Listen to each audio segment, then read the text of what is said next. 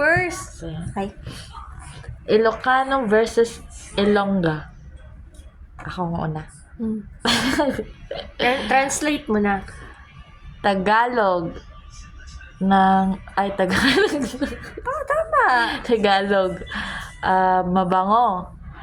Sa Ilocano na banglo. Hamot. Ikaw naman.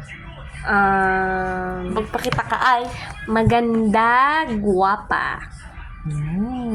Guwapa man ako ay. Guwapa lang din sa inyo. Hindi. Napintas. Ako. Pangit. Ano? Ewan ko. Nakalimutan ko yung wala akong Ako mo na lang. Pangit, slaway. Laway? Laway? Laway? Laway. Laway. Ikaw naman. Bigay ka naman. Pangit, slaway. Tagalog, ikaw. Magsabi na ako pa.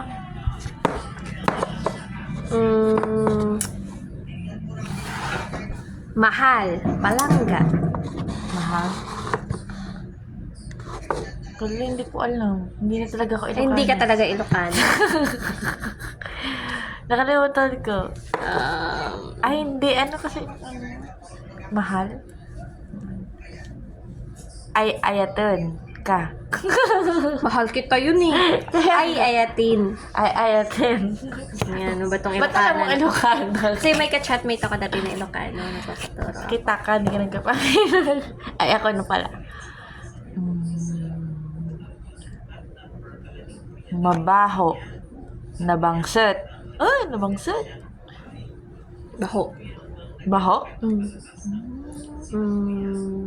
Pera, kwarta. Kwarta. Ano ba? Walang pera, ako yun. Walang pera. Ikaw din yun. Marami akong pera. Mayaman ka. Mayaman. Manggaranon. Manggaranon? Manggaranon?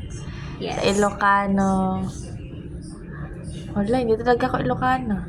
Nakalimutan ko na mag-Ilocano. Tanggalin nyo na to sa Ano? iban nyo na to. Comment. Hindi ko na maalala. Ako naman, magbibigay yung Tagalog. Mayaman? Basta. Dahil, ano ba bang Tagalog? Bunso, manghod.